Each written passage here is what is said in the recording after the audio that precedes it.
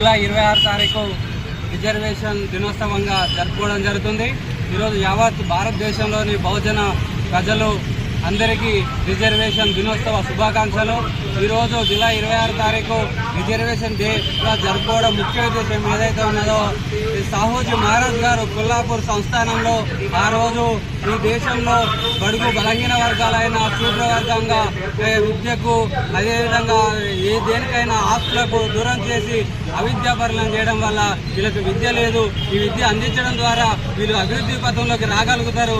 అప్పుడైతేనే బహుజన వర్గాలు శూద్ర వర్గాలు అభివృద్ధి పథంలోకి వెళ్తాయని తన ఆస్థానంలో 50% రిజర్వేషన్లు కల్పించి ఆ రోజు ఈ స్వాతంత్రం రాకముందుకే పూలగారి ఆలోచన విధానాన్ని కొనసాగిస్తూ రిజర్వేషన్లను తీసుకురావడం జరిగింది.